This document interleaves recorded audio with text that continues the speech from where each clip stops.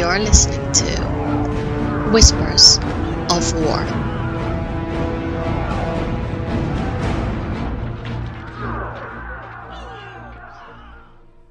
Hello everyone and welcome to Whispers of War, show number 4. I'm your host Syl and we have a lot of stuff to talk about today. Let's start with just a little bit of, I guess, a sort of housekeeping message. I want to thank everyone who followed my personal account on Twitter and saw what has happened in my personal life. Thank you so much for your heartfelt messages. It really helped me. And I think it's nice to see how, you know, all of you have picked me up a little bit, and that is always a good thing. I don't really want to talk about it on this podcast because this podcast is a World of Warcraft podcast, and for me it's my happy place, so I'm going to stay happy on that, and I don't want to divulge in that. But if you do want to know a little bit about what's going on, then I guess you can always follow my personal Twitter account, which is @McMonkeys with a Z. That's where you can find me. Anyhow, let's go to World of Warcraft. How was my weekend? Wow. I didn't do a lot of World of Warcraft, in all honesty, because of those personal reasons, but I did try to do some things. I really wanted to push for 120, which I've managed to do on my Blood Elf Rogue, and I'm a little bit overwhelmed, I have to say now, because, you know, you become 120 and you're like, well, I still have story quests to do. I guess I should start my war campaign now. And, oh my god, all the reputation. And now I need to unlock Magar Orcs. At least that's what I want to do. There's no way I'm going to do that anytime soon, because I'm properly taking the time in this expansion. I'm not rushing through things.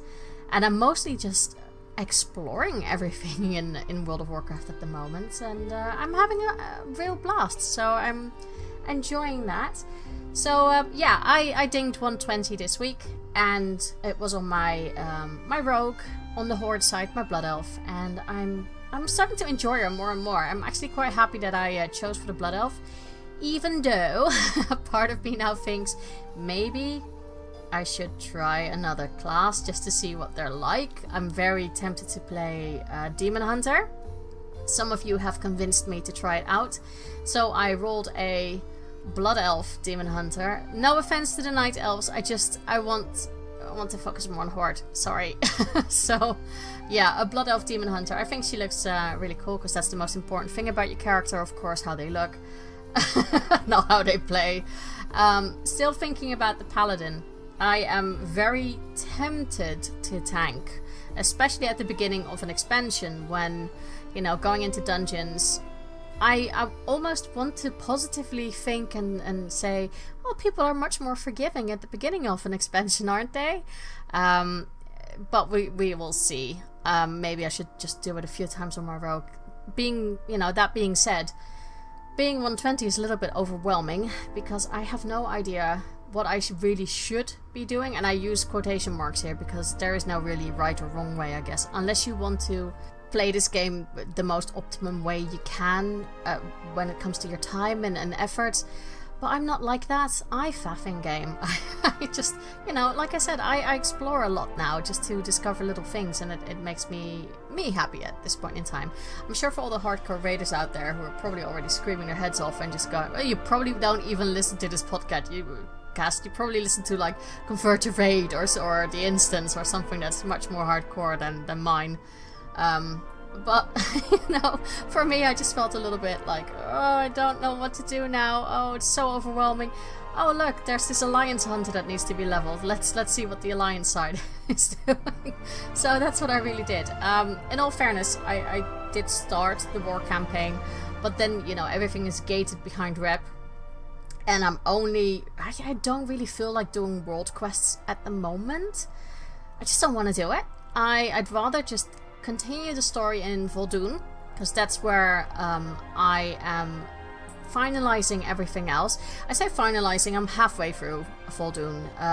I actually thought that Vol'dun was going to be a big disappointment to me, but I'm liking it more than I expected. It's I don't know, you know, you think, oh, it's desert, oh, I don't like sand, oh god, is it going to be another Tanaris? But it's actually really, really interesting. I like the characters that you encounter. I like the story of the quest. Sometimes I do feel a little bit like there's a lot going on here. I'm not quite sure what I'm doing, but I think I should just kill something now. And that's really, you know, sometimes it feels a little bit like, is that word incoherent? That there's little things everywhere and I'm not quite sure what I'm doing, what the bigger storyline is. But yeah, no, it's actually not too bad because, you know, you come across some really interesting characters. I like there's a bit of brainwashing part going on. I'm not going to spoil too much. I like Dolly and Dot because who doesn't like alpacas? I liked Volpera. I thought I was going to really dislike them, but I actually really like them. And not just because I have an insanely unhealthy obsession with foxes, but I like them at how they talk and just how they are. And the fact that they have ferrets is even better. So, you know, I'm loving the pets in this expansion. I really, really am. So now I'm running around, instead of a little squig called Dart, I now have a little ferret that I still need to name. I still don't know. So if you have a name suggestion for this ferret, please let me know. But I feel like it works really well for my rogue. So that has also given me ideas now to start sketching again. So who knows. But yeah, Voldoon is alright. It's not a bad area. I'm actually trying to find all those little hidden scavenger treasures, I guess they are. I don't know if that has to do with Yanni, but let's just go on and go on about all the dinosaurs that I've encountered so far on the horse side. I really, really am enjoying it. I mean, you have Gonk, who's amazing, even though his name is a bit, you know, but I like it. I like Gonk. I like the dinosaurs that you encounter. Like I said, you know, I love Jurassic Park, so this is right up my street. And then you get, there's one quest line, I'm not going to spoil too much, but you basically find a baby Triceratops, and, you know, you bring it to this, almost like, I don't want to say animal shelter because that's too fluffy, but, you know, you bring it to some Sandalari who look after dinosaurs. And this goblin wants to basically increase the rate of growing of the Triceratops, you know, so it's more of an adult size as soon as possible.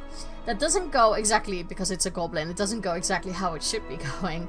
And a part of me went like, no, what are you doing? Stop it! I don't want you to mess with this little Triceratops. So I'm really hoping that in due time, because the game actually makes you come back over time. I don't know if it's just counting minutes or hours or something, and then it triggers a new quest. But it's actually quite nice to check up now and again on your Triceratops and how it's doing. I'm hoping that one will become a pet, because I think it's absolutely adorable. And talking about little adorable dinosaurs, there's also another quest that you, of course you have to kill stuff, and it's basically a city overrun by evil forces, and you find this little raptor and you free it, and the raptor's basically like a face muncher, because as soon as you attack something, it just launches at your mob and it attaches itself to their face.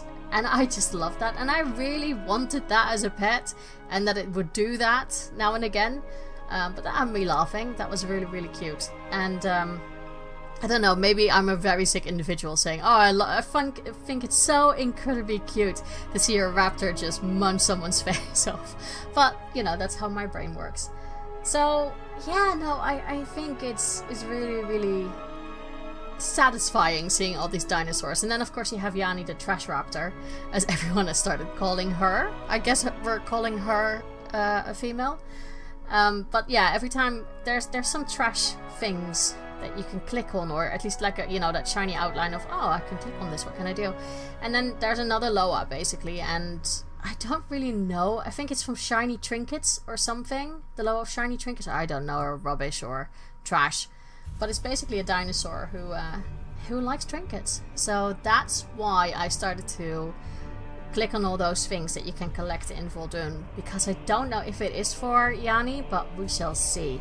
We shall see. And I'm probably rubbish with all the names. I don't even should pronounce it as Yanni, but that's how I pronounce it. Unless I do that completely wrong. Wouldn't be the first time. Anyhow, so I am really still enjoying the Horde side. Now, I have to admit that on the Alliance side, I quite like where I'm going so far in Dressrosa. I'm farther than I am with my Druid, which is good because now I feel like I'm actually doing some new stuff.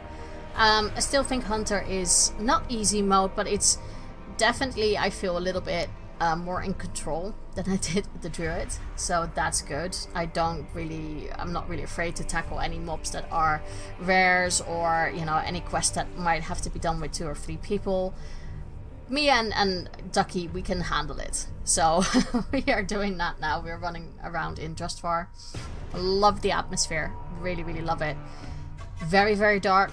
I like the horror aspect. I think the witches, however, have become a little bit comical. That's probably not what they want to go for, and in all fairness, you know, it is a, what is it, 13 plus now, this game. I can understand that you can't make it like a proper witch, kind of.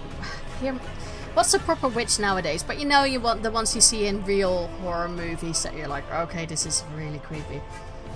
Guess we can't do that, so fair enough. It's still creepy enough, and I really like it at the, is it called the Order of Embers? That really made me go, oh wow, I could actually, you know, think of a character concept for this witch hunter, but that also brought me back to Warhammer, a little bit about, you know, the witch hunters and the Inquisition and all that kind of stuff. So yeah, no, I love where this game takes you and how you can start to become more creative with either RP backgrounds or even like a guild concept, and I'm really enjoying it, and I think that it's very good for a game that's only been out for, what is it, 4 or 5 weeks now. I'm happy to see that I'm still enjoying it. Like I said, the only downfall at the moment is that I feel slightly overwhelmed with what to do at 120, but there's enough stuff to do to basically procrastinate and not do my so-called duties at 120. I have enough time for that. I'm sure we'll get the new expansion announced this year at BlizzCon, and I might go a bit like, okay, well, I have to work at it, but that will be another 2 years at least before we see anything on the shelves, so I have enough time. But I do want to start doing some dungeons. I just have to, you know when you get that feeling that you need to do the dungeons, but you know that there's going to be quests for them. So that's why I really wanted to start doing everything else first, because I don't want to go into the dungeon and go like, okay, so that was it. Oh, now I have to do this quest thing, but I don't really know what happened, just in case it cutscenes and stuff like that.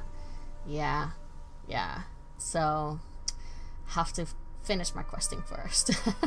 So I will have to go back on the rogue, finish Voldoon, see where I can get with everything that's still outstanding, and then I can probably do some dungeons. But if you guys have any tips, just let me know, because I don't know, I'm a little bit nervous of starting to do them, but that's really me.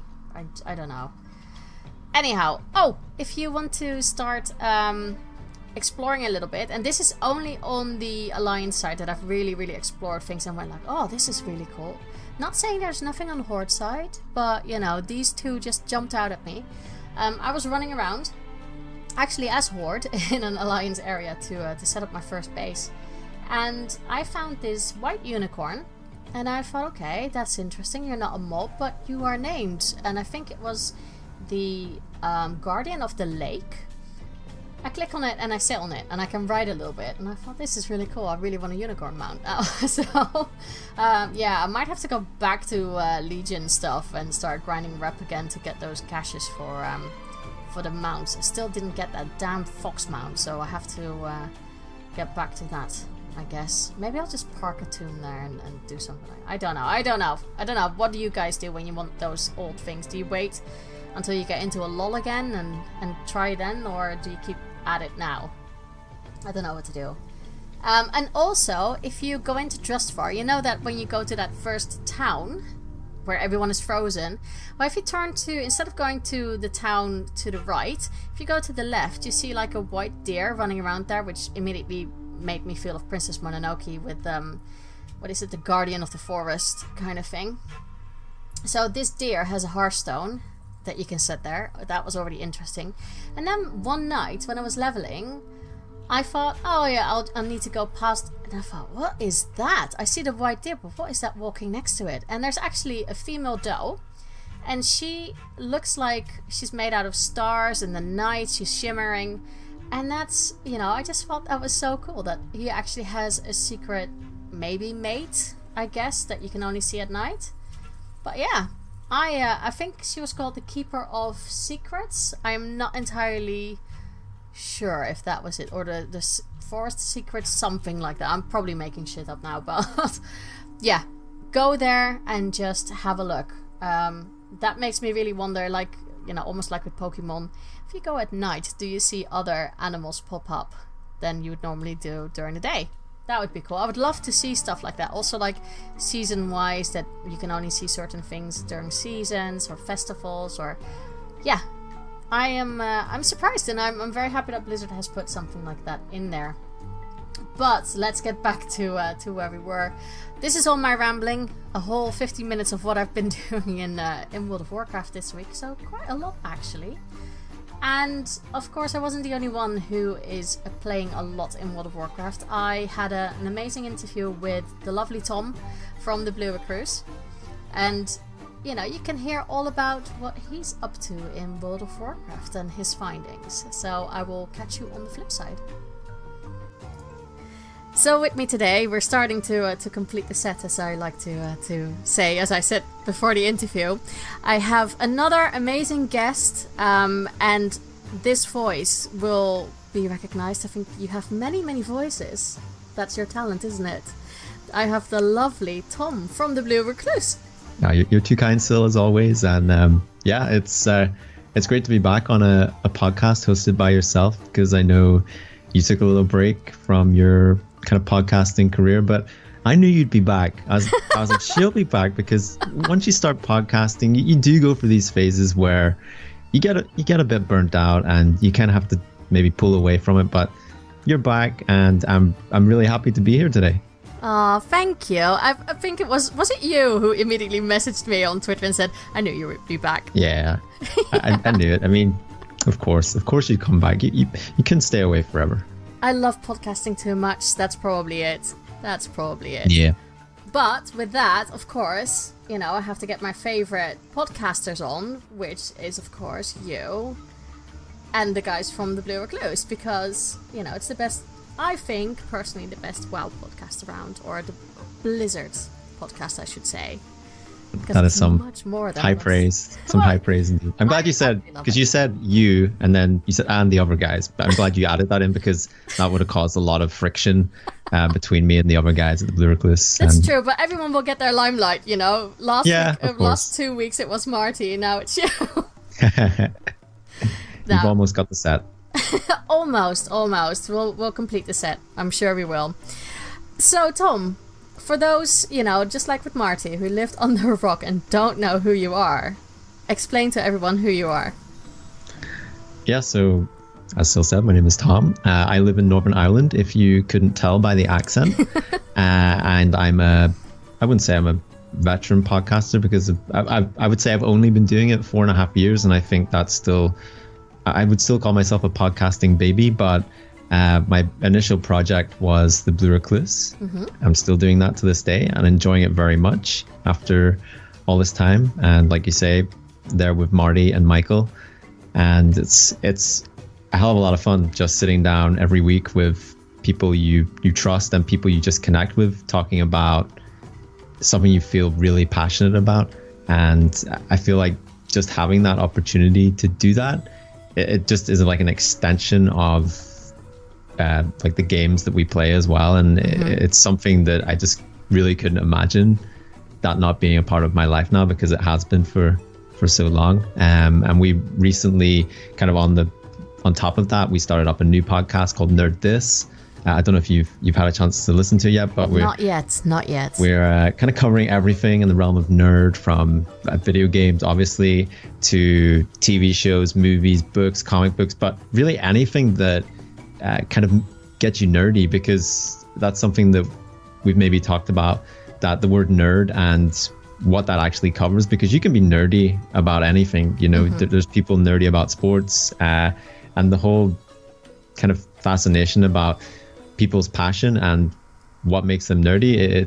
There's not really a big difference between how somebody feels passionate about something, and I kind of like to think that the term nerd can include everyone.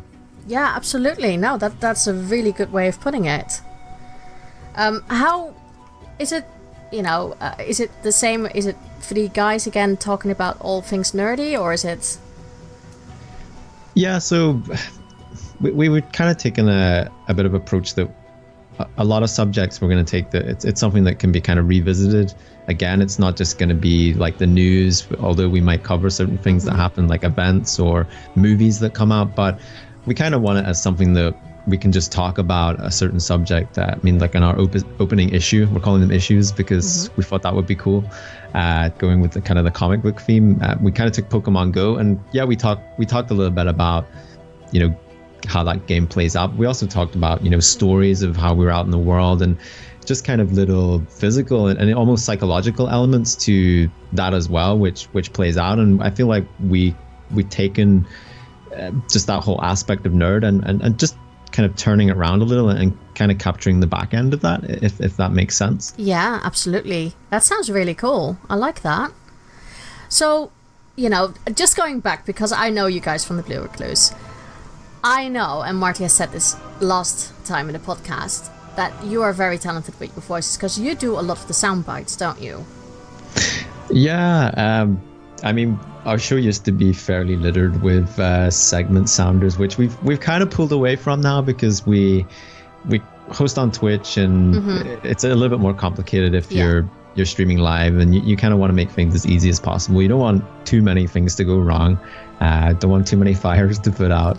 But yeah, I do, when I get the opportunity to do some kind of voices, and people tell me to record things from them. Most recently, I don't know if you know of Frazzly. He does like Frazzlecast. Yeah. He's the awesome gnome. He has a little show called the Frazzly Report, which we actually play at the end of the Blue Recluse. And sometimes when I'm talking to him, we come up with ideas for maybe a potential story, and he writes one every week. He's so dedicated, it's amazing. And sometimes he'll just go to me, "Hey Tom, can you just record this bit of sound? Can you just do that for me?" And I'm like, okay, Frazzly, I'll send that over to you. And yeah, pretty much any chance I get to make a silly voice or help somebody out with something like that, I like to jump onto that. I hope you're not going to ask me to do impressions though. No, I wouldn't. I can do a mean Deckard Cain on demand, though. That's what I was going to say, though. Your Deckard Cain is quite... can we?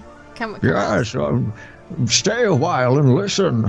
See? That's really good. It's a bit rusty, but... Yeah, but even so... Poor old Deckard, though. Poor old Deckard. Did you get your wish with him being in? I did, yeah. So this is going to sound terrible because, like a host on a Blizzard podcast, I haven't actually played him in-game yet. Because when he got released, I was on my travels, and I'm a freelancer now, so money is like a crazy thing where 1 minute there is loads of it, and then suddenly I'm kind of wondering, can I even afford a tin of beans? It's very exciting though. I made it sound a bit scary there, and it is, but it's kind of the good scary that it keeps you on your toes, and you're always kind of energized because you're working for yourself and you're supporting yourself, and you don't really have that total chance to switch off, but I'm kind of getting better at doing that. But there's always like a part of your brain that's just, it's switched off. It's not like when you have that 9 to 5, which I was in for, over 10 years, and you kind of, when you leave the workplace, you're like, that's it, gone. You're like, I don't have to worry about that until, Monday morning again. But when you're running your own business, which I do now, you kind of always just got that part of your brain, going on. So no, I haven't got around to getting Deckard Cain. Next time I'm in Heroes, because that game in the Blizzard kind of ranking system has fallen down a little bit just because of recent events happening in certain Blizzard games. Certain Blizzard games have been getting expansions and a bit more love, but it's just one of those games that it's so easy to revisit, and that's a kind of a classic Blizzard trait as well. Absolutely. Well, with that, let's jump to the game that we are going to talk about, World of Warcraft. And let's establish it here. Horde or Alliance, and why? So it's an easy answer for me. I know there's people that come on the show and they go, I don't know. I'm for the Alliance. And I did start with Horde, to be honest, and I will go into that probably a bit more in a bit. But the first time I played Alliance was maybe about a month after launch, and I jumped over to the Alliance just to see what it was like, because somebody I knew was playing there. And I remember just that feeling of seeing Stormwind and Ironforge for the first time, and the fact that they were connected by a tram. That was incredible. So that kind of blew me away. But I stayed on Horde for the first year, and some guild drama happened, and we disbanded, and it was terrible. And in those ashes, we rebirthed over on the Alliance side, and ever since then, I've been totally in love with the Alliance. I've never thought really about going back to the Horde, and I've just really embraced the Alliance side of me, especially with this current expansion. It just seems to flow out of me now, because I feel like having this faction pride, it just enhances the World of Warcraft feeling right now, because of everything that's playing out. But it just seems to add something extra, that you have this pride and you just want to show it. And I feel like the kind of Horde side of that has always been more dominant. And probably until recently, where certain events happened involving a certain war chief and large amounts of fire, it's always felt like the Horde have been, you want to be proud to be Horde, and the Alliance have always felt kind of the weaker in that side of passion. But I'm hoping now that the tide has turned, and people are going to, hang blue banners out of their window and start, yelling and just having a bit more passion. Do you think that change not just happened because of Sylvanas, but also with the changes in the Alliance?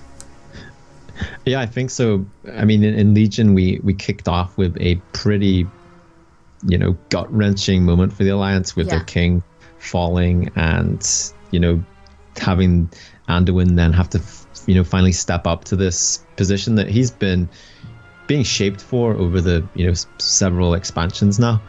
And it gets to a point where it's like, you want to stand beside Anduin, because he's so wholesome, he's so good. And I know a lot of people find that annoying, but if you've read a lot of the books and kind of everything behind his reasoning, it's not just he's a goody two shoes. Like he genuinely believes that what he's doing. And if you go back to like a book like The Shattering, for example, which was between what was it, Wrath of the Lich King and Cataclysm? Yeah.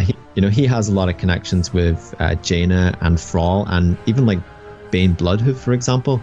And it doesn't just stem from him just wanting to be the good guy. There is reasonings there, and it's always been a character that I have related to, and I've kind of followed his journey. And it feels like we've seen him, that little boy in vanilla, when his dad was missing, Varian was AWOL. He was just that little boy in Stormwind Keep, and we saw him grow.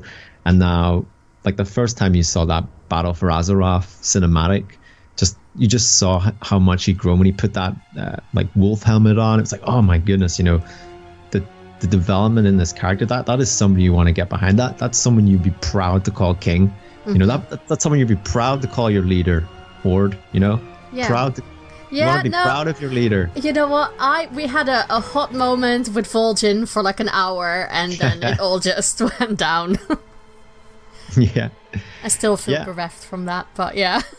No, I have to agree with you. I think seeing where Anduin is coming from and how he's changed, not so much changed in character, but grew into his character, I can absolutely see, like for someone from me who says that, she's bifactional but leading towards Horde, I have to say that the Alliance actually became interesting for me again in this expansion. So yeah, they must be doing something correct there. Yeah, I mean, obviously I'm only jesting. If you play Horde as well, I mean, I can see the real benefits into seeing this entire expansion, because I think it's very impressive the way it's been set up to kind of choose your side. But a lot of people want to see how the entire story plays out as well, and I think that's totally okay if you want to do that. But to me, it gives me something a little extra not knowing that, if that makes any sense, because I feel like the way it's being set up, not knowing parts of the other side story actually kind of enhances some of the story for me as well. But I know the way certain things have played out in game, they are revealing, different sides of things as it is relevant, which I think is pretty cool, actually, just how that's all playing out. Absolutely. So let's go back to way to the beginning. How did you start your love for World of Warcraft? So my love for World of Warcraft began because some people I knew were into World of Warcraft, and when I say into World of Warcraft, they were into the Warcraft franchise. Yeah. I played an online game with them called Phantasy Star Online for the Dreamcast. That's where my online gaming days began. Fond memories indeed. And they were talking about this game on PC, World of Warcraft. It actually hadn't come out yet. I think it was in beta, but one of the guys had the stress test version of the game, so he was able to like host a server. This was before the game had actually launched, so I don't know how legal this was, but we joined his server and we started off in Death Kneel, which is the undead starting area. Yeah. And there was nothing at all, no NPCs, it was just structures. He was able to summon like a bat rider, and we flew into the Undercity, but then we were stuck in the Undercity because there was no way out of it. And I don't know why I was kind of tagging along with those guys. I think because I just, I was young and I was like, oh, well, we're playing something online, that's cool. Mm-hmm. Anyway, World of Warcraft got its release and I bought it because I played this random shell of a game with no NPCs, no idea about the story. I'd never even played, Warcraft 2, Warcraft 3. I didn't know. All I knew was there's a game called Warcraft 3, The Frozen Throne. That's all I knew. And I remember jumping into World of Warcraft. I followed those guys on the Horde. It's their fault that I made that mistake, actually. And just so happened to be on the same server as Marty. So those guys picked the server. I just followed them. It's funny how things work out like that. And I remember the first few kind of hours just killing undead in Death Kneel, and somebody was talking about, I wonder if we'll see the Frozen Throne one day. And I was like, oh, what's the Frozen Throne? That sounds really cool. That sounds really epic. That's, sounds like can I go there now? I think I asked him, can I go there now? And he's like, no, it's not in the game yet. And I just kind of grew into the game. Like, I had no idea about the lore. And as I've gone through the expansions, it's probably really only in the last, I would say, 3 years, since I've really kind of got a hold of the lore. And I know a lot of people have found it kind of difficult to understand. I mean, you always get the gist of what an expansion's about, don't you? It's the big bad and how that plays out. But I feel like with Blizzard's pushing efforts on making it more accessible for people, for example, the Chronicles, which are just incredible to really flesh out a lot of things that you probably knew about somewhat, but it just makes sense when you read the Chronicle. You go, oh, so that's those guys and they're from there, and this whole world is connected, and there was these titans, and reading the Chronicle was just such an eye-opener that I knew everything in game, but I didn't really understand how that fit into the lore. And going from there, kind of reading the books, and now Blizzard's better concerning efforts at actually making the story available to everyone, because we went through strange periods where stuff was happening in the Warcraft lore and we weren't really finding out about it in game. One big thing springs to mind is like the death of Karen Bloodhoof. Yeah. And it was like, oh, so he's gone, he's dead.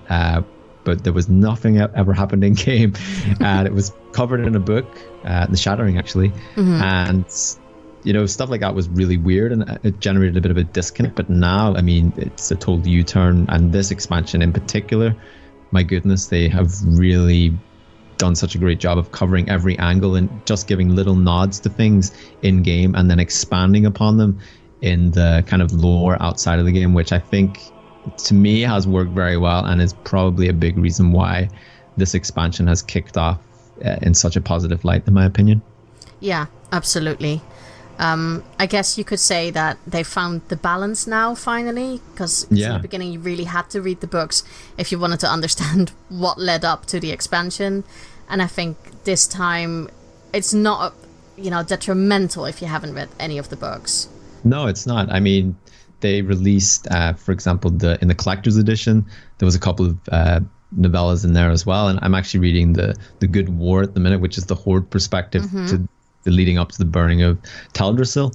And yeah, they covered it in game, maybe a bit weird with some kind of cutscenes, but it does a great job of just going into certain character development a bit more, because there was big questions about why Sylvanas did what she did. But if you really have those burning questions, sorry for the pun, but if you it means that much to you, that I feel like it's not too much to ask you to sort out this extra material to read into more about it. If you feel that passionate about it, I don't think that's a big ask. And if you just want to go with the flow of what happens in game, I think that's enough to get you by. And a lot of people like you and me, so we read the books, we read like Before the Storm, and we check out this extra stuff just to get a grander scale, a bigger picture. But there's something there for everyone at every kind of level of how in depth they want to get get their feet wet. And I think, like you say, they've just hit this perfect balance with this expansion. Yeah, no, I absolutely agree. Now, we talked about how the love for World of Warcraft, how it started. But of course, I think, especially from my perspective, I've had the love fizzle out a little bit, I'll say around Cataclysm time. Probably at the end of Warlords. So, considering that you might have had that as well, how was it reignited for you again? Yeah, so I would say about when kind of a new expansion gets announced at BlizzCon, I always have this really good feeling in the moment of, oh yeah, I can't wait to see the expansion. And I watched the cinematic and the battle for Lordaeron, and I thought this was amazing. Even the bits with Sylvanas like chanting for the Horde, even though I'm an Alliance player, that gave me chills. I was like, wow, this is so epic. And the kind of feelings behind this, it's really strong. But after that initial euphoria wears off, I'm kind of sitting there going, well, it's going to be another year for this. So we kind of know that we save Azeroth because there's another expansion. That kind of feels a bit weird to the end of Legion, but we know that everything was going to be okay. So that was a bit of a fizzle out for me as well. I play a lot of MMOs is another thing, and I was just getting to the stage where I was enjoying them, but I just didn't feel the danger anymore. I just didn't feel like the worlds had really much significance when I was in them. I was like, yeah, I'm killing a few boars, I'm killing a few humanoids, but I don't feel worried. I could sit here with my eyes closed and roll my hand across the keyboard, and I'm not in danger here. And just these other feelings were building up, and they also announced WoW Classic at BlizzCon, and I was thinking about it took me totally off guard, because I was like, they will never announce WoW Classic. They're focused on moving forward, not looking back. So when they announced WoW Classic, I was like, oh my goodness, I mean, this is interesting. I wonder how this is going to work. But I almost categorically there and then said, no, I will not be interested in that. So a few months passed, and I actually got talking to one of my kind of friends one day, and we just started talking about Classic WoW, and just, you have those rose tinted glasses on, don't you? And you're talking about things, and you're like, oh, you know what? That was actually pretty good. I remember going into, outside Shadowfang Keep, and there was a village just outside Shadowfang Keep, and it was full of elites, full of Worgans, and that, I felt dangerous. You remember when the world felt dangerous? And I started actually to get excited for WoW Classic. I was like, you know what? Maybe that's where it lies for me. Maybe I'm going to go back. My passion for WoW is going to come back with WoW Classic. And I was like, yeah, maybe it will be. And in that time, I also done a bit of role playing. There was a little YouTube series I did called The Adventures of Herful. And I went onto a role play server and I tested it out. I tried to participate in some role playing. It was a lot of fun, actually. And I think you went to my server, didn't you? I did, yeah, I did. And that was actually really fun, and that's actually something I might bring back pretty soon. Little spoiler there for you. But yeah, I was just like, what? I just couldn't really figure out, if World of Warcraft was still for me, and it felt like it wasn't. The allied races got announced, and I was not that excited. I was like, I only really play one character. I'm not really interested in, leveling up another character. It's not doing it for me. And I was like, this is a big part of the expansion that's not doing it for me. Yeah. And anyway, probably about a month before Battle for Azeroth pre-expansion stuff happened, I got back into the game. I resubbed and I was like, okay, let's just get back in there and see what's happening. And I went in, did a few things, and it was like, yeah, it's okay, doing a few world quests, grinding a bit of rep, but I'm still not really feeling it. And then kind of the War of Thorns happens. The War of Thorns, I keep getting mixed up because there's a Guild Wars 2 expansion, and it's got a similar name. Yeah. Yes, it is War of Thorns, because I think the Guild Wars 2 expansion is Heart of Thorns, and I think I started calling it that for a while. So I jumped into this, and suddenly something changed. This switch inside of me was like, wow, these things happening in game right now, this whole storyline, it's got the community up in arms. And I was like, I kind of understand what Sylvanas is doing. Like, Sylvanas has always been bad. She's done a lot of terrible things, and if this is coming as a shock to you, I'm kind of questioning how much you were into Sylvanas lore, because she done a lot of bad stuff, and she's been through a lot of bad things. But from a military perspective, like, I watched that Warbringer cinematic, and I was like, this is dark, but I from a strange perspective, I see why she in that very moment has done it. Do I agree with what she's done? Absolutely not. It's terrible. It's horrific. But from a story perspective, it just, it just blew up. And sorry, these puns keep falling in here, but like, the community was like, oh, this is terrible storytelling. This is not good. And I was just sitting there going, how is this bad storytelling? The whole community is up in arms. Everyone's talking about this. Everyone's raising questions, of morality. Everyone's got an opinion on this. This is incredible. This is,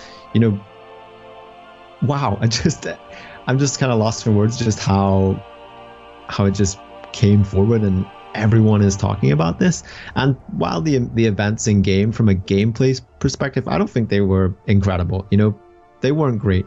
They were enough to get by, to progress the story, but that didn't blow me away. But the story that brought with it, and I think that was the key point to set up this expansion, it just set something on a different level from previous expansions. And we don't know where we're heading. I mean, people were saying, oh, this is just Garrosh 2.0, and for me it didn't seem like that, because Garrosh was always set up to be that bad guy, and Sylvanas, while she's doing questionable things, she still has the Horde at heart of a lot of her decisions. And again, while that's maybe not portrayed as well in game, when you read the stories and the books behind that, you can actually see, look, there is some strategy to what she's doing. And Battle for Lordaeron, if Jaina hadn't pulled in with her magic ship, Anduin and everyone would have been wiped out, and Sylvanas would have been twizzling her mustache as she sailed away to victory. And it's just been an amazing and kind of roller coaster ride for me, from kind of going to not really being excited for this expansion to the events that rolled out, and it just ignited something inside of me that I have not felt in this game for many, many years. I don't think, I changed all my wallpapers on my PC to Alliance. I'm, really repping the whole kind of for the Alliance thing, and like, it's kind of what we talked about to start with, but that faction pride just feels so important now, more important than ever, and it's just great to kind of get behind something like that. Absolutely. I understand completely where you're coming from. I feel that it's much more prominent in this version of the game. I feel like it's properly fighting against each other and not with each other against a common enemy. I'm sure that will happen in the end again, because it's what's being set up to. Otherwise, raids will be really weird if you wouldn't have that. But again, it's so much more about factions, and I think that's a good thing, because like you said, you keep thinking about, I think in any war, whether it's like fantasy or real life, there will be points that anyone on your side, you will start questioning if what you're doing is the right thing or not. And I'm sure that with Alliance, there will be a certain part that all of a sudden people will go, is this what we're doing good?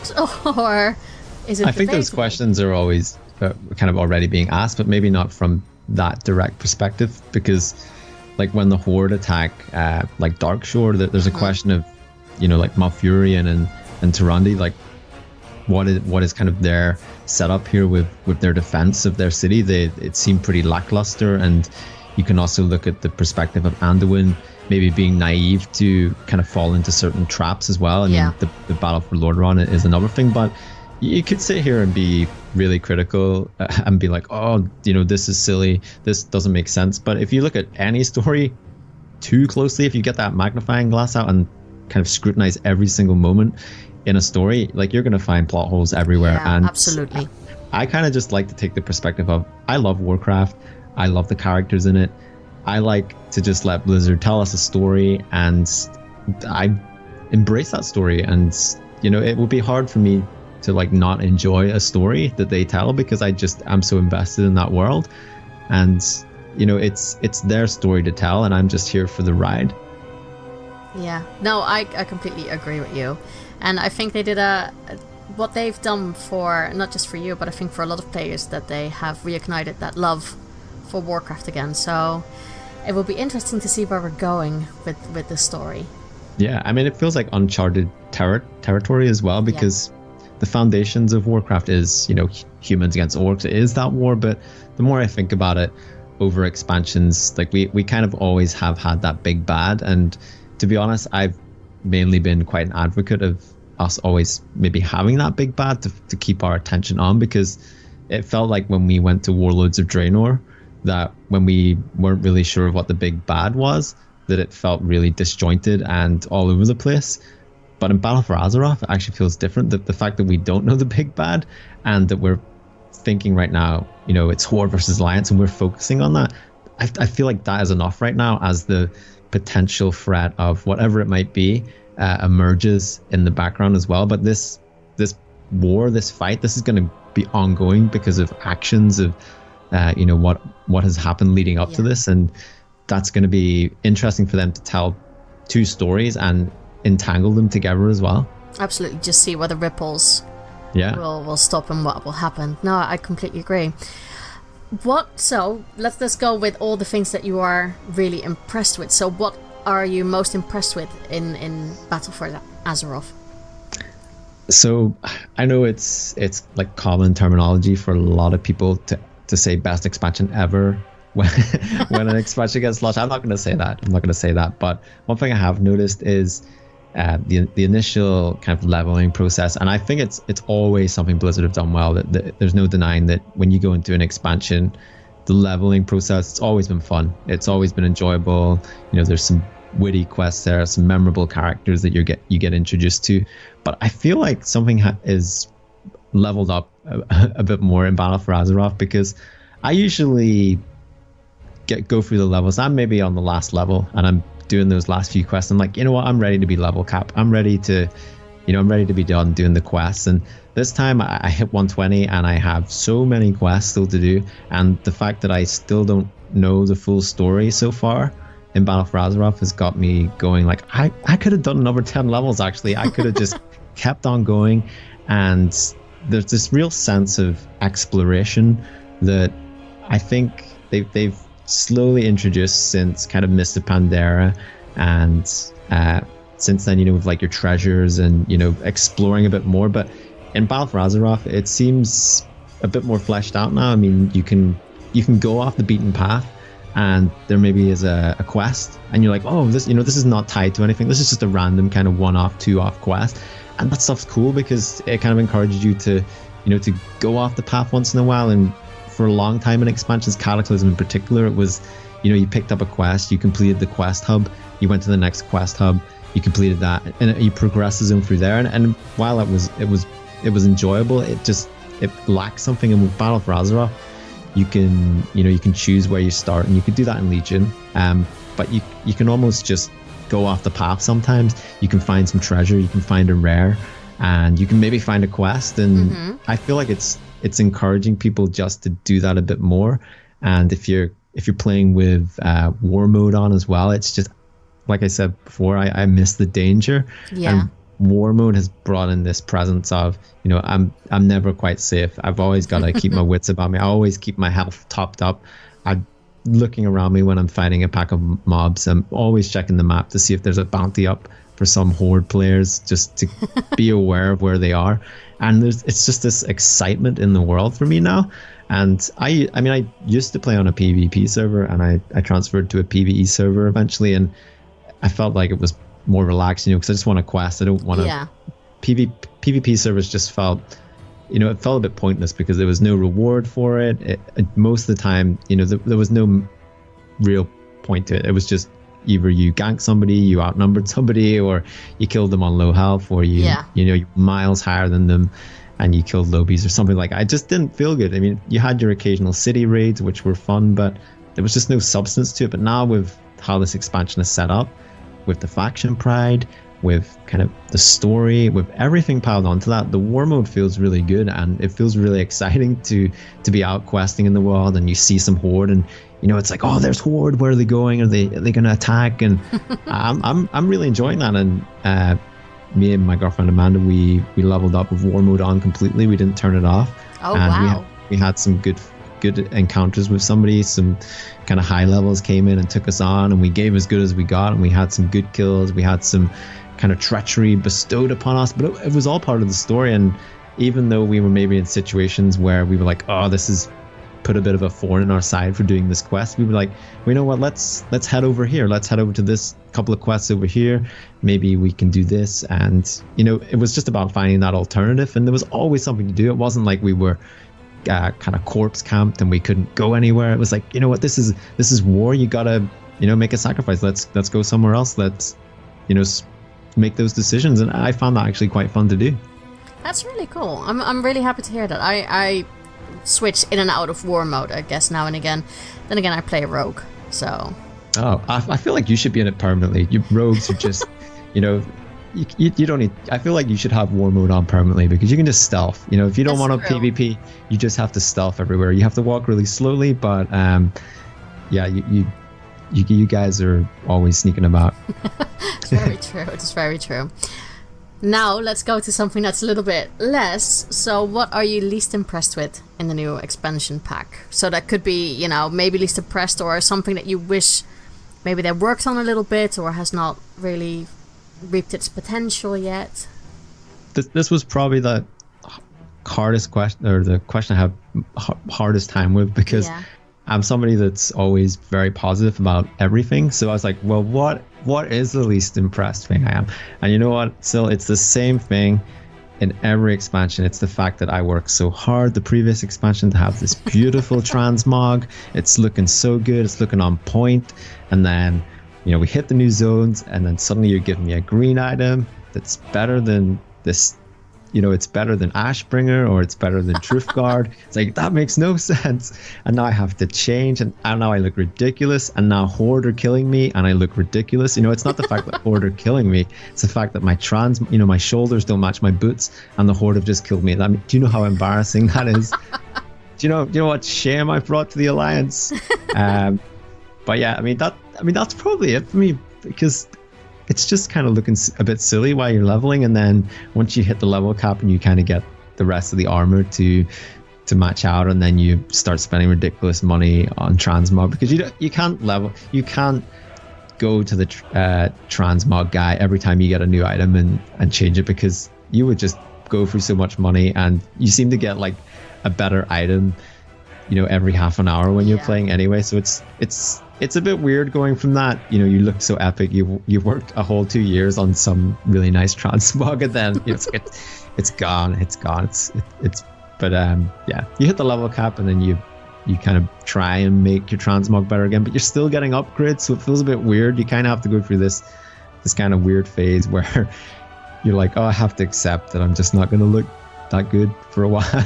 Yeah, or you're getting one piece of item that actually looks really good, and you're like, I don't have any other pieces that go. Yeah, and then you're like, oh, I have to go and farm the Underbog and the Burning Crusade to get that belt that goes well with this. It's like, oh no, here we go again. I know, they keep you on your toes. Well, that's actually really good though, that's your only negative really that you can find. Yeah, I mean, with launches like this, and this was a worldwide launch, and to be honest, I was like, well, we'll see how it goes. If server issues happen in this day and age when it comes to online gaming, I'm fully prepared within myself to say, yeah, the first week could be a bit rough. The first week there could be ironing out things. But to be honest, apart from maybe one night where the game was a bit laggy, this was a worldwide launch, and they've just announced today that it's the fastest selling expansion ever as well. So many people coming back into the game. The servers must have took an absolute pummeling, and I thought it went as good as could possibly be. And I know there was a few issues across the water in good old America, but from my perspective, I was like, this, hats off to Blizzard, because this is good news for us as gamers as well. Because the big thing I have, I'm gonna start on this, just being EU and the fact like we're always a day behind in like the patches, and then we get loads of stuff spoiled, and that was probably one of the most frustrating things, was kind of waiting the extra day for the story and then having a lot of people spoil that as well. And I hope just with something like this, maybe in the future we might see something just launching everywhere at the same time, so everyone gets to experience everything they have to offer to us at the same time. And I think that would be it would be great. That would be, especially when they brought out the whole Warbringer cinematics and the game changes. That would have been nice if they start to sync that up just worldwide. For sure, yeah. Absolutely. Do you have any good tips for the listeners of the podcast when it comes to Battle for Azeroth? Things that you might have discovered, or just things that people should do? I do, actually, and it's a little bit outside the box, but I've seen, in-game and on social media as well, and people go into the game, people leveling up at different rates and progressing at different rates. And I actually noticed, some people get worried about that. Some people feel like they should be at a certain point, or they should have this amount of gear, or they should have been level 20 after 4 hours, or something like that. It's like, just stop. The expansion time is a special time, and you should enjoy it at your own pace. Don't worry what everyone else is doing. Some people took the week off work, to play this crazily. Some people have commitments, and you shouldn't worry about that. World of Warcraft is a game to enjoy, to switch off from your worries and have fun with it. It shouldn't feel like a job. It never should feel like that. You should go in there and just take your time. If you're few levels behind people, maybe you're not even 120 yet, and the expansion's been out for weeks, that's okay. That's totally fine. Maybe you're reading every bit of quest text. Maybe you're just getting fully immersed in that. Maybe you're not doing quests. Maybe you're just mining and herbing and making gold. Play the game how you want to play it. Don't let kind of how other people play it influence you too much and let yourself get stressed by that. Just enjoy it, because these are special times. We get an expansion maybe once every 2 years, and it's a time really to fall in love with the game again, not feel like you're behind, or you have to do certain things a certain way. Do it your way. You plot your own course, and the expansion is going to be here for 2 years. You're going to get everything done. If you want to get it done, you'll get it done. So don't worry.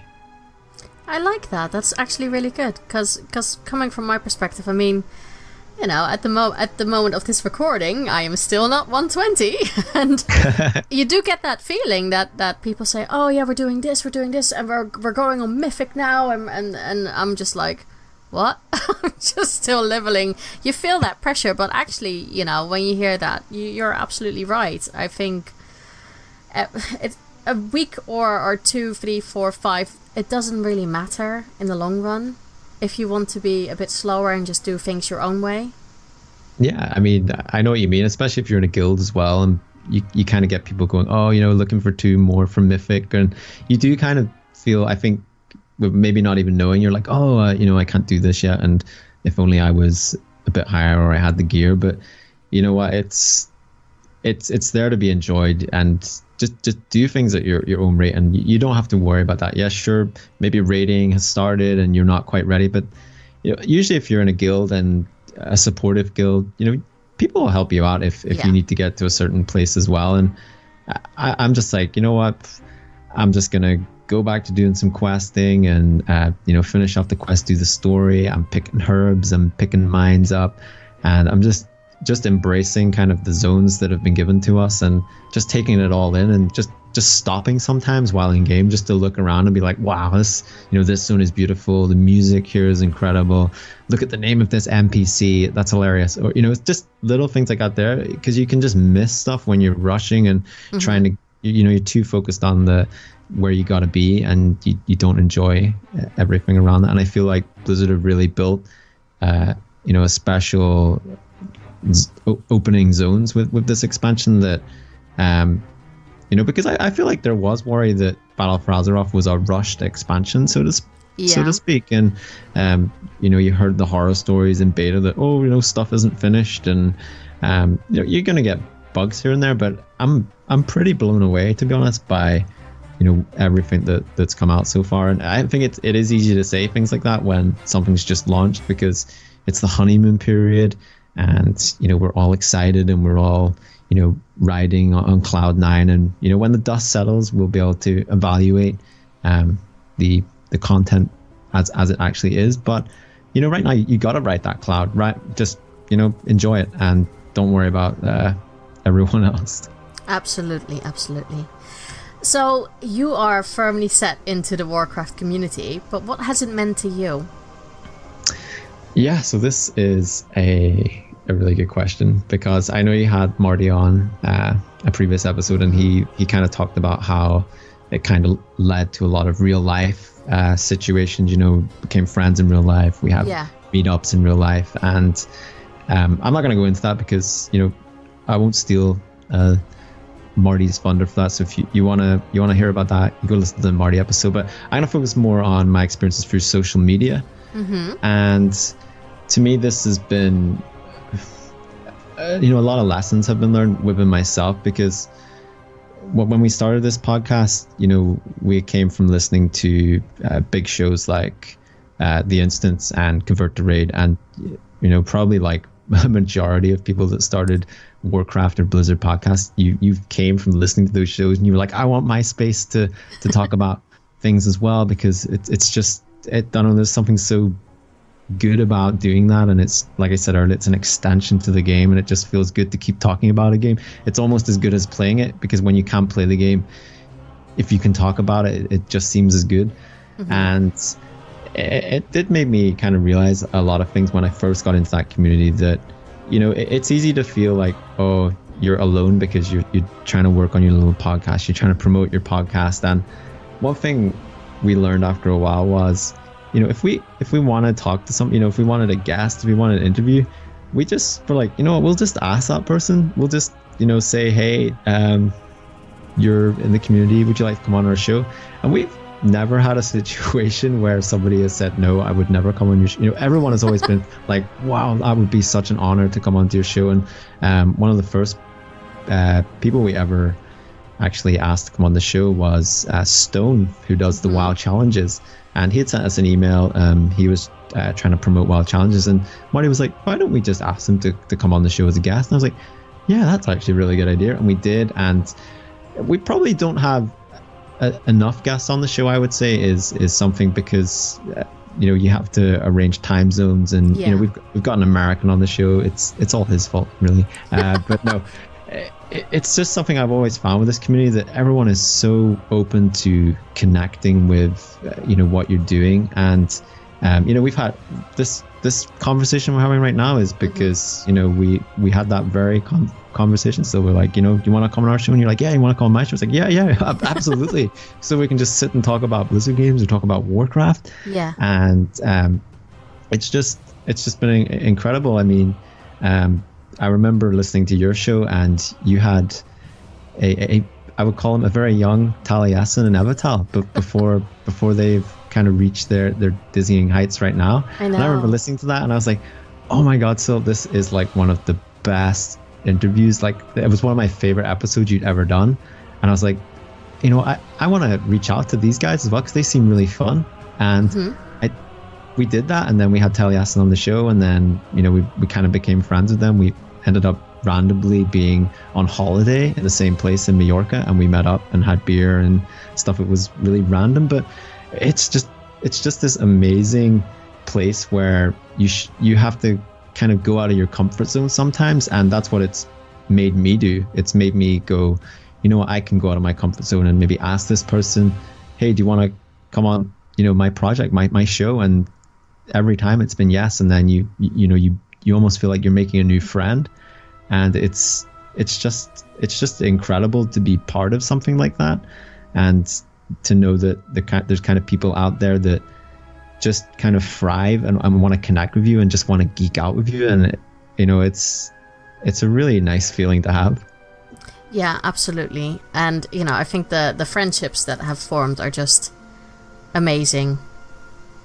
Yeah, I mean, it's kind of different friendships for some. You know, you have them on different levels. Maybe it's not people you talk to every day. I mean, when you kind of stopped podcasting, still, like, you know, you're a bit quiet for a bit, but you came back on the scene, and you know, it's just something you're like, you know, you kind of connect again, and you kind of just rekindle that.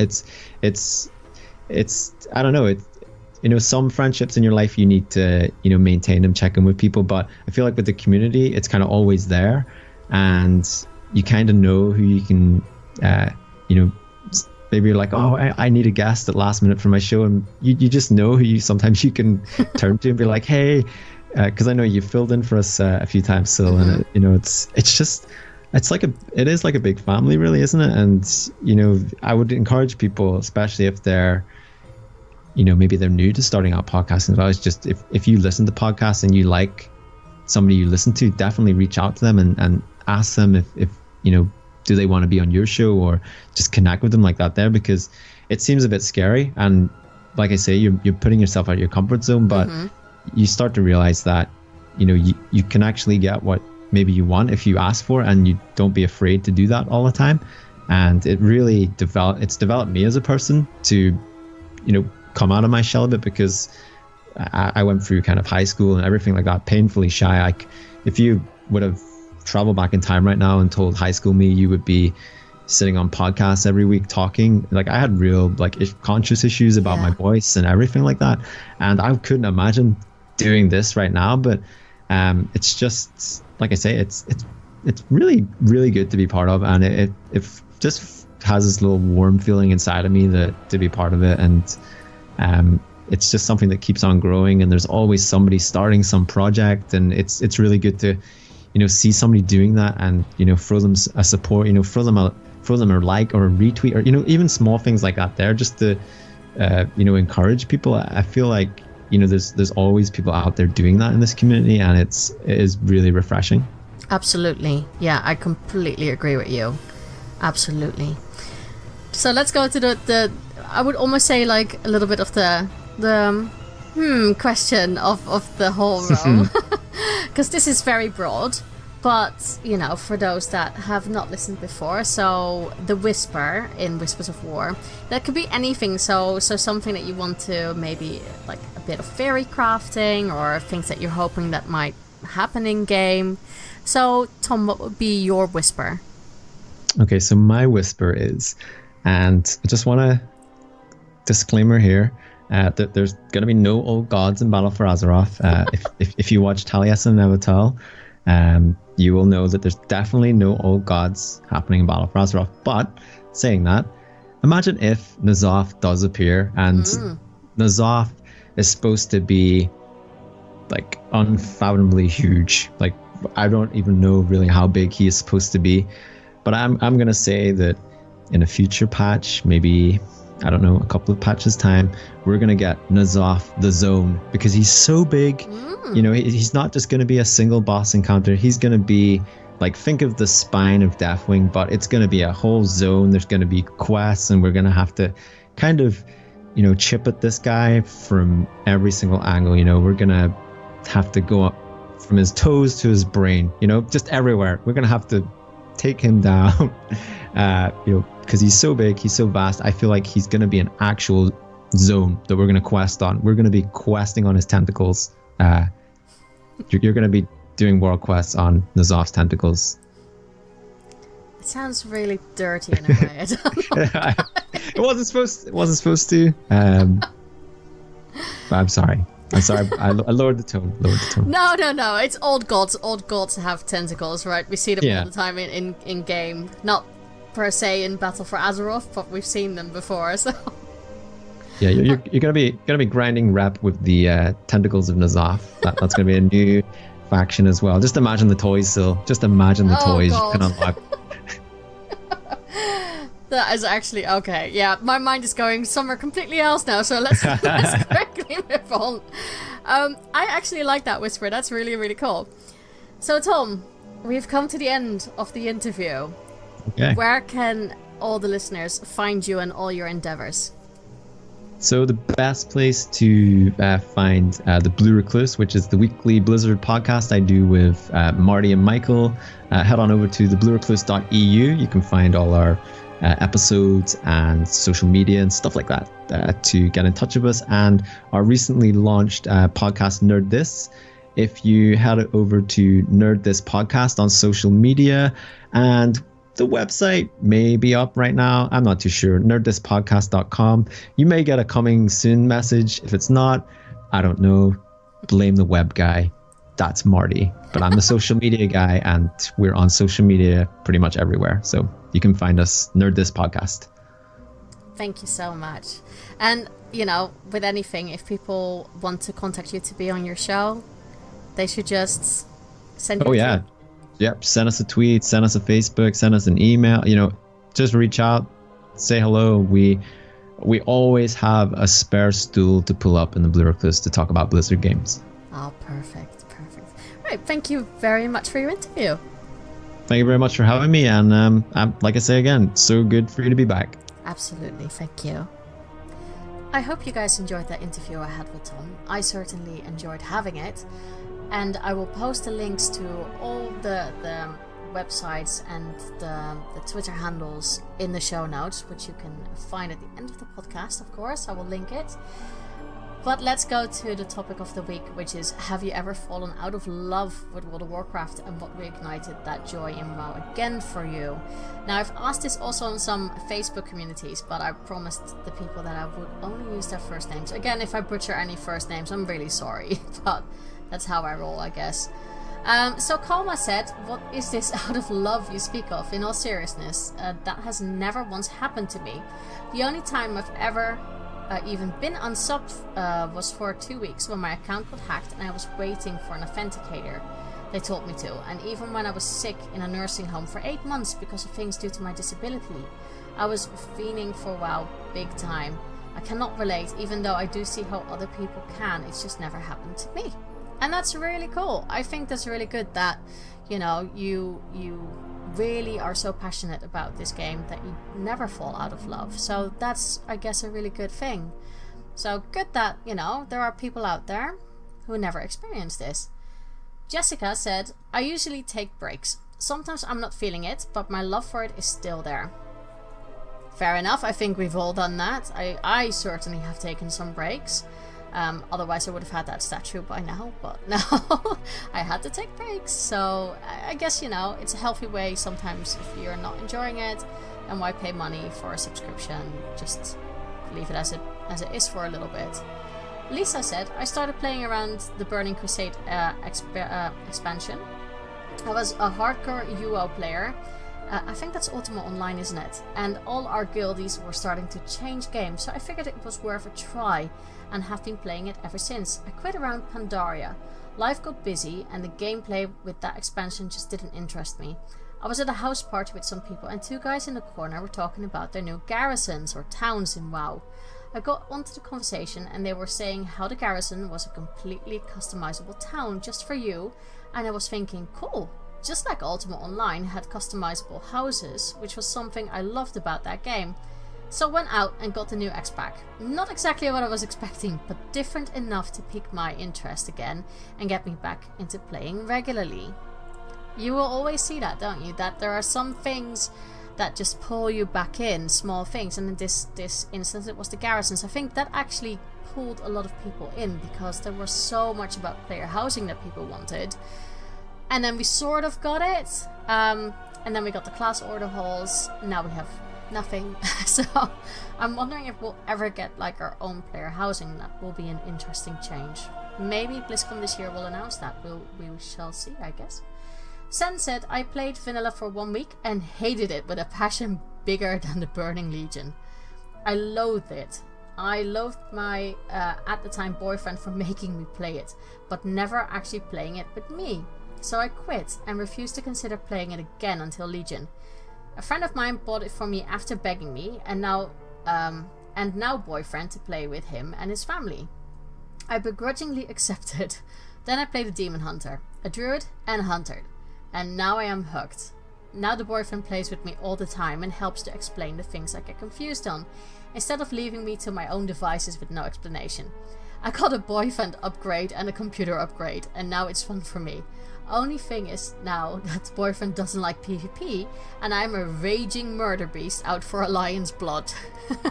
Well, this is the expansion for you, isn't it? That is so funny. Well done for the boyfriend upgrade. I think you did well there.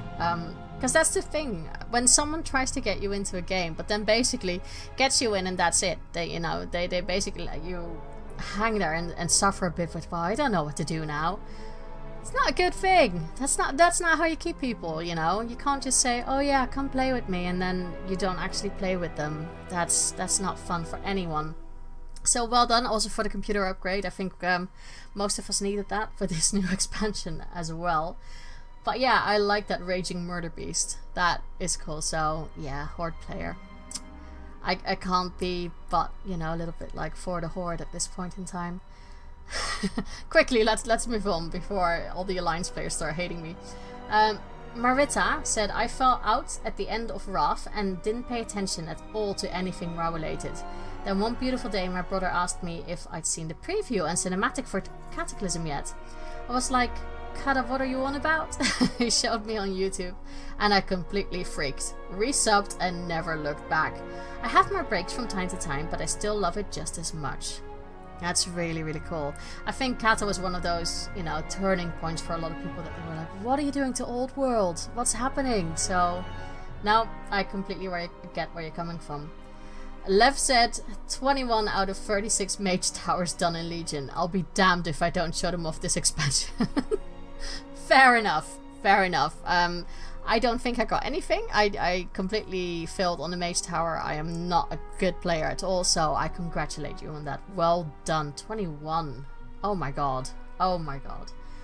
Teresa said, it was part of what caused my divorce. Somewhere in mid-Pandaria, where things went south, I began to associate everything in the game with him. I wanted no part of it. I came back for parts of Draenor and Legion, but I couldn't find the desire to raid or join an active friendly guild. I came back again at the end of Legion, after nearly a year off. I was feeling isolated and lonely, and it really helped to find a group and people I click with. That's really interesting. That's more like a personal thing instead of in-game. So I kind of understand where Teresa's coming from, because I didn't want to play my druid for a very long time because I associated her with my ex. And, just at a certain point, I think you get over that. Just like Teresa is now back in game and playing, I'm assuming. But yeah, it's nice to find people that you can connect with at certain points in time again.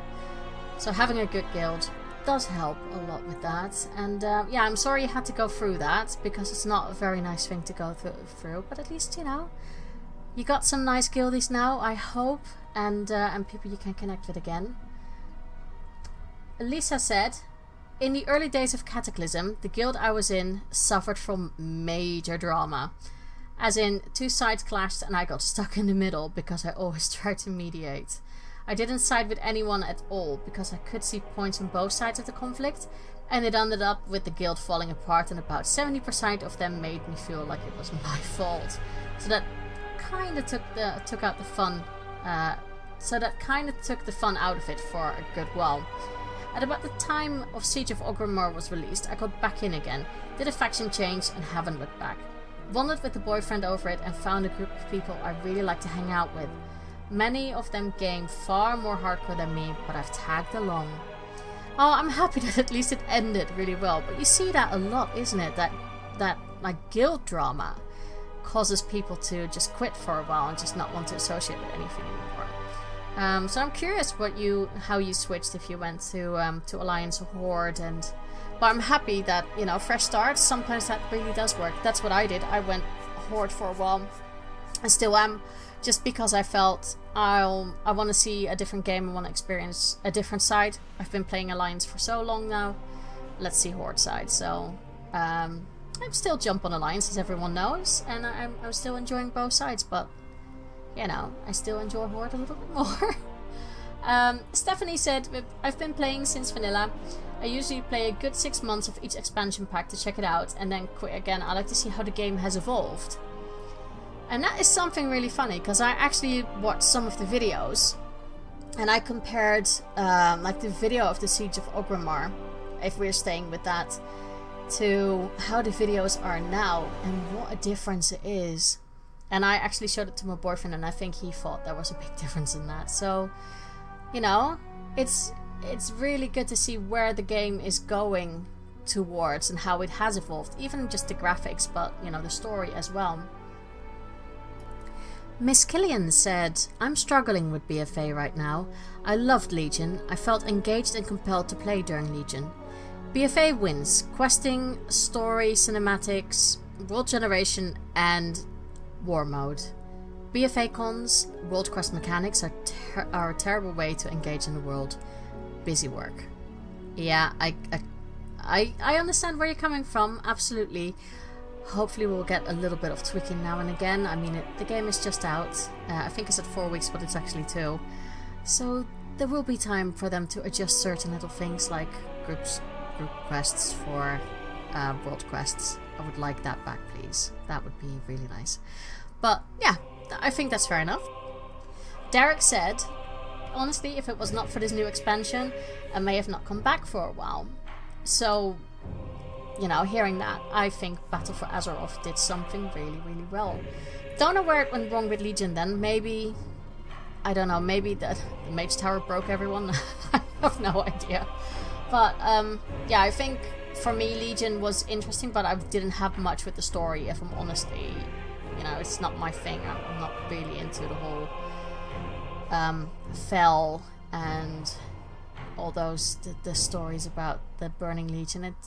It's not my thing. I find the old gods and the Void much more interesting. So I guess this is kind of my expansion, even though everyone knows there's no old gods, is there?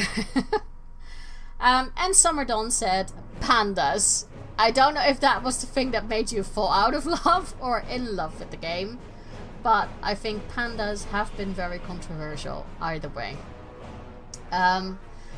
We got some emails as well, so thank you for that, Echoes. Echoes GG emailed and said, the expansion has been great so far, and it has pulled me back into the game, but not for the normal reasons. The guild I joined back before the launch of BFA has been amazing, and I have made some really cool friends. The game is almost secondary to the banter discussions that occur on Discord. I can't wait to unlock the Magar orcs, but it looks like it will be a while for me, since I don't grind very well. I hope that Blizzard announces Volpera as an allied race for the Horde at BlizzCon. Then I will really be hooked. Next week, my guild and I are raiding, so I am pretty excited to see what the encounters are like, since I have been avoiding all spoilers. I tried, but I failed, so I know some spoilers. But yeah, those are some interesting things. We will see what Blizzard announces, you know, at BlizzCon. I don't know if it's going to be Volpera. Would be nice if they go Horde side, but I'm sure that other people go, I don't want them, they're horrible. We will see. We will see with that. But thank you for the email. And Twitter, of course. Agara said, after Legion, I didn't know how Blizzard was going to handle one-upping themselves. After all, we did just the broken and corrupted soul of the planet. The investment that Blizzard is making in character development and furthering the narrative on that front is what got me back. You know, I think their storytelling has incredibly improved. Not because I didn't think the storytelling was great before, but there were just things in there that didn't really interest me. But their storytelling seems to be getting stronger and stronger and stronger. At least I feel that way for Battle for Azeroth. And I've only seen like a smidge, really. We've all just seen a tiny bit. NX Glavier said, I took a couple of years off between Warlords and Legion and came back to Spring. I love Legion and I wished I had stayed from the start. Heading into BFA, I love the story more than ever. Also, the beauty of the world and the diversity is incredible. I can't wait to see the war unfold. Neither can I. So, we will see what happens. But a lot of answers. A lot of different answers also. So, it's interesting to hear that some people have never fallen out of love. Other people had to take a break. I know that there are some people who have just thought, you know, it's just not for me. I'm not returning at all. Now I've tried, but it's not for me. I think that's fair enough. I think people change. Especially with a game that's this old. Everything changes a little bit. So for me, have I ever fallen out of love? I think a lot of people who have followed me in the past know I have. Absolutely. I think Cataclysm was my expansion that basically killed it for me. I used to be a druid healer for a very long time, and then there were mana issues in Cataclysm. Just things didn't work as well as it should have. I think they tweaked everything in the end, but healing was not fun for me, and I just... The whole story about dragons and Deathwing was not as... It didn't grab me as much as I hoped. So in the end, I really didn't... No, I didn't really enjoy it. I stopped raiding at that point in time, and I got distracted by other games. I think at the time it might have been Warhammer Online and Age of Conan, which I just enjoyed a bit more. It was a bit grittier. Yeah, I wasn't that bothered by Cataclysm that much. Now, that's not to say that I think Cataclysm is a bad expansion. I really don't think it is. It changed the world. I think it was a massive overhaul that they did, and the fact that we got Worgen and Goblins, that was, a massive introduction, getting 2 new races. I enjoyed that part, and just the overhaul of the world. The storyline so much, but the Dragon Soul not so much. Did not enjoy that. Didn't care for it at all. Still don't really care for it. Even though the cinematic did hype me. That hype soon died when I started playing. So yeah, I took a long break. And I came back, of course, with the new expansion. So Pandaria had me really hyped again. I have nothing against pandas. I have called it at times the token Asian expansion, because a lot of MMOs out there seem to have something like that. I think it's because Age of Conan had that at a certain point, and I'm sure there were some other ones that had it. And I was a bit like, well, it looks really, really cool. I just want to try it. And I did enjoy it. Still didn't think that the story was that great. The Shad just don't do it for me, even though, it is still a bit old god. I don't know what it was, but I just didn't like that.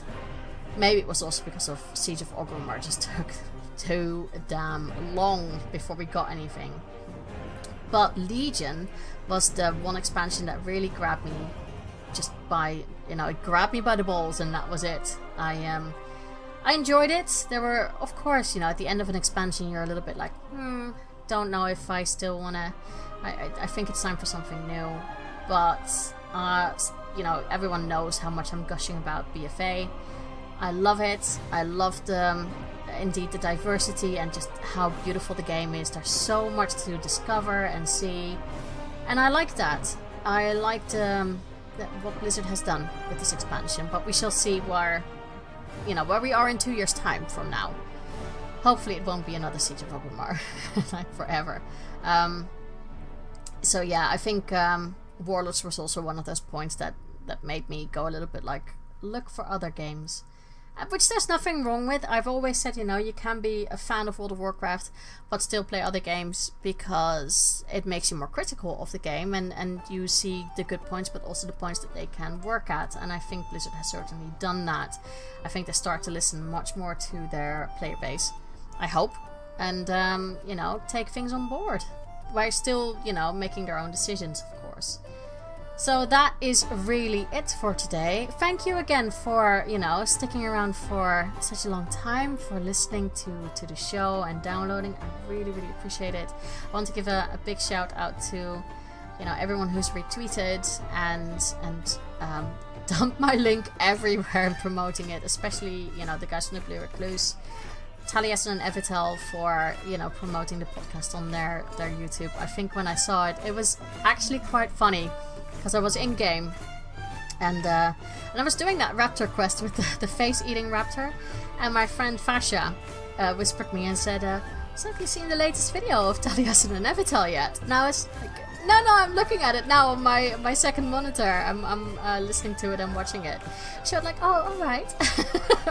And then all of a sudden, when that bit came up and I saw the podcast logo and everything, my jaw just dropped and I just had to immediately whisper her back and said, "Oh my god!" So yeah, I was fangirling a lot. I was very grateful.